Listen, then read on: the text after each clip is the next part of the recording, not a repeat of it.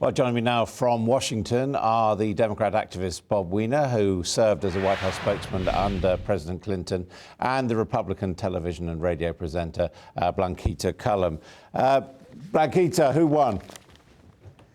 The American people won, and who lost? I think the Democrats are slowly losing on this one because, let me put it to you this way, they were not out there to get the party faithful. They weren't trying to get the people that were the left-wing nuts or the right-wing nuts.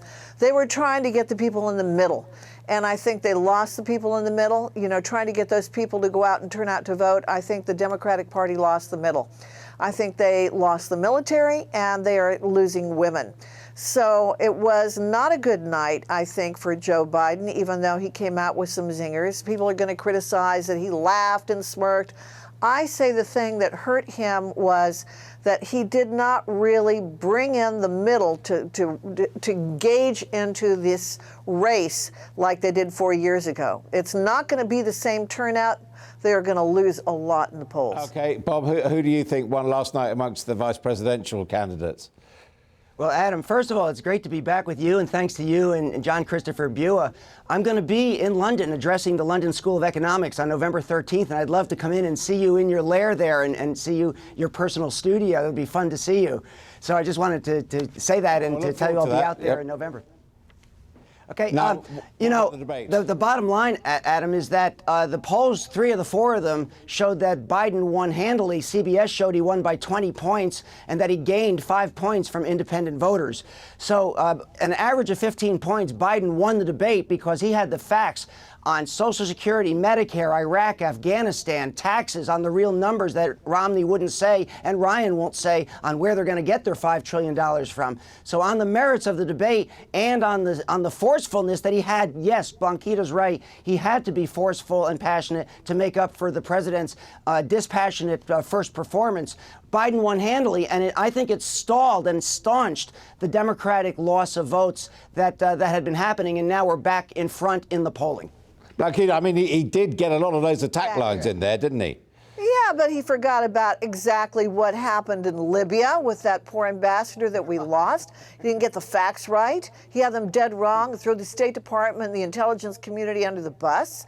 He also had this persona that was a bit annoying to people who were younger. And he looked like their dad. He had that moment where Lloyd Bentsen told Dan, excuse me, he had that moment where it was like Dan Quayle basically saying, you're no Jack Kennedy. People thought it was clever, but obviously it didn't work. It may look good in the polls, what I'm telling you. He came across as someone that people didn't like very much, and will they turn out to vote for him, the man who's a heartbeat away from the presidency? I don't think so. What about Paul Ryan, though, Bob? I mean, did he come across well? Does he? I mean, because a lot of people think he's going to be around in national politics for decades, whatever happens in this election. Well, Biden came across as candid, who Joe is. And that's what Obama told him to do before the event, is Joe's got to be Joe. He came across and he sent an email. Joe sent an email around saying he's going to stand up and tell the truth. That's what he did.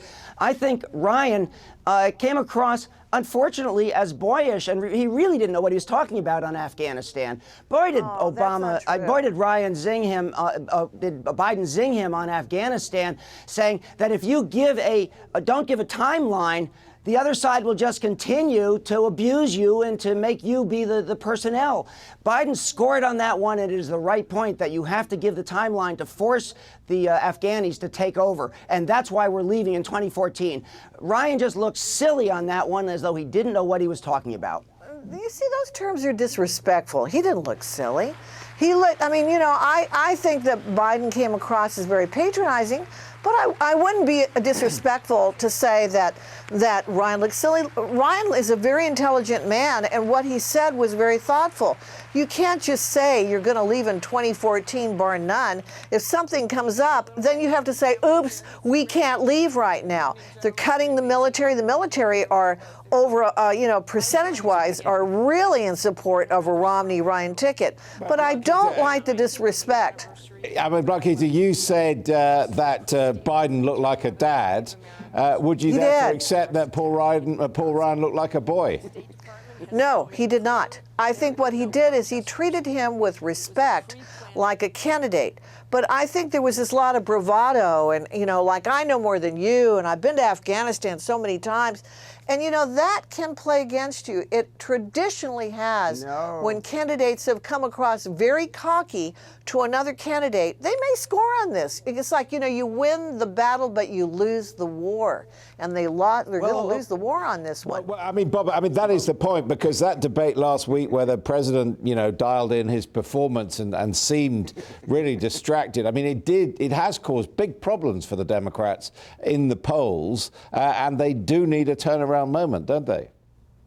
Well, and they got it, and Obama knows. He said he was too polite. He was trying to be respectful. Look how well that did for us, Blanquita, being respectful, and you get jammed. You know, Blanquita says it doesn't matter what happens in the polls. I think that's called the election. So Biden had to do what he did. And by the way, he came across not as disdainful of Ryan. And by the way, Ryan is a smart guy.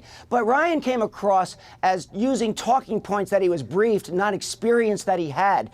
Biden came across as, wow, this guy really knows what he's talking about, and he's been there, and we need him to be our leader with Obama. That's the difference that the American people saw in this debate. And you see, Bob, I'm hearing talking points from you. I feel like I'm getting a spin you're not. from You're you hearing what I because think, you and Blanquita. No. You and I didn't see the same debate, and the fact of the matter is, you're going to see what the sad thing for the Obama team is. You know, you had that big wave 4 years ago. It was a magical thing with Obama. Now Yes, it's not. It's a flat line. Obama, as you say, doesn't have that same momentum he had before. He's stumbling. You have Biden trying to come out there and be a punch-drunk guy trying to take down the other guy. I think it's going to back off. It's the clever laugh, but the middle is not going to turn out. You mark my words. And Adam, I want to be back here when you see that the middle does not turn out for Obama, and we'll see who has the last laugh. Okay, we will see indeed. Well, thank you both for now, though, both Bob and Blanquita. Thank you for joining us from Washington. Thanks so much. Thank Great. you.